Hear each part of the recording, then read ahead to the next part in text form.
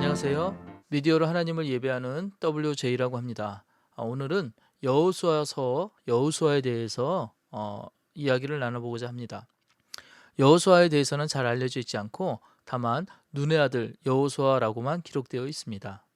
여호수아의 본명은 구원을 의미하는 호세아이었으나 후에 모세에 의해 주님은 나의 구원이시다라는 의미의 여호수아로 바뀌게 됩니다. 이 이름은 우리의 메시아 되시는 예수란 이름의 원형이기도 합니다. 여호수아의 첫 등장은 출애굽기로 아말렉군의 습격을 당했을 때 모세가 손을 들면 이기고 내리면 지던 르비딤 전투에서 승리했을 때 그 선본장에 섰던 사람이며 가나안 전탐꾼 12인 중에 하나였고 여분네의 아들 갈렙과 함께 출애굽 1세대 중 가나안 땅에 들어간 두 사람 중에 하나이었습니다. 여호수아는 모세 사후에 이스라엘의 통치자로 가나안 점령 전쟁과 땅의 분할을 지휘 맡았습니다. 모세의 뒤를 이어 이스라엘 민족의 지도자가 된 여호수아는 곧바로 요단강을 건너 가나안 지방의 관문인 여리고성을 침공합니다. 난공불락의 성으로 명성이 높았던 여리고성이었지만 여호수아는 여호와의 명령을 따라 높은 성벽 둘레를 엄숙하게 행진하여 7일째가 되던 날 일제히 나팔을 불고 고함을 지르자 여리고의 강한 성벽이 무너져 내리게 됩니다. 여리고 성벽을 돌파하여 주민들을 몰살시키고 도시를 철저하게 파괴한 여호수아는 득이양양하여 가나안 고원의 베델 인근 도시이자 요충지였던 작은 성 아이를 공격하게 됩니다.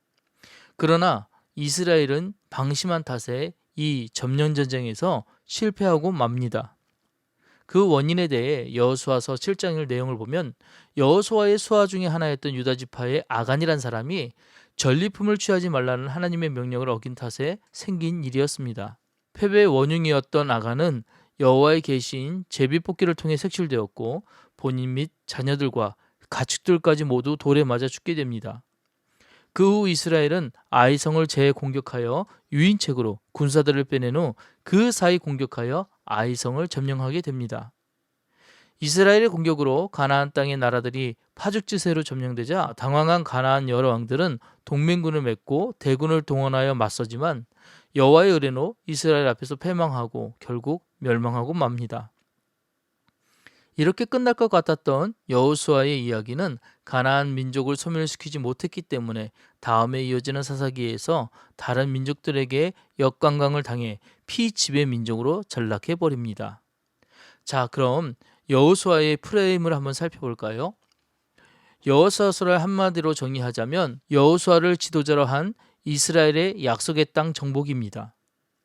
여호수아서는 크게 세 부분으로 나눌 수 있는데 첫째, 1장부터 12장에는 정복전쟁과 종결, 둘째 13장에서 21장에는 가나안 분할 및 정착, 셋째 22장에서 24장에는 여호수아의 마지막 유언입니다.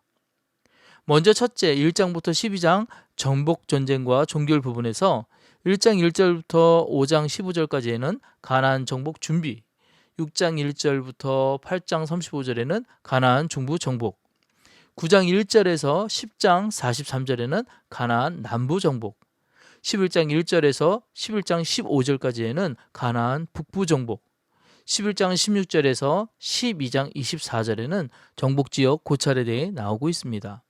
둘째, 13장에서 21장 가나안 분할 및 정착 부분에서는 13장 1절에서부터 13장 33절까지는 요단 동편 분할과 정착에 대해서, 14장 1절부터 19장 51절에는 요단 서편 분할과 정착에 대해서, 20장 1절부터 21장 45절에는 도피성과 레이지파의 성읍에 대해 나오고 있습니다.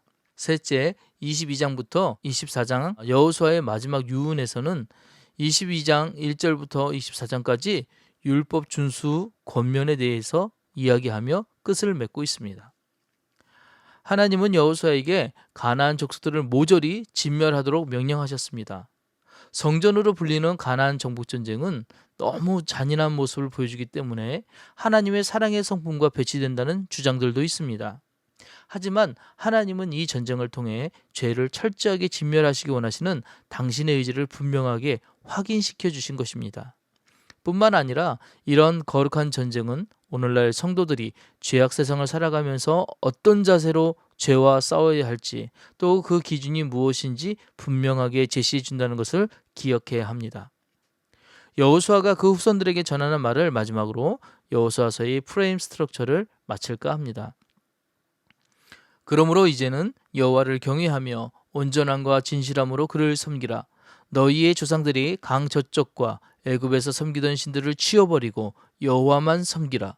만일 여호와를 섬기는 것이 너희에게 좋지 않게 보이거든 너희 조상들이 강 저쪽에서 섬기던 신들이든지 또는 너희가 거주하는 땅에 있는 아모리 족속의 신들이든지 너희가 섬길 자를 오늘 택하라.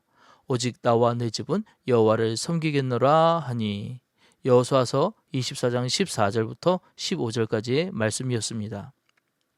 자, 이렇게 해서 여호수아서를 잘 마쳤습니다. 복되고 즐거운 나날이 되시고 우리 다음엔 사사기로 다시 만나요. 안녕.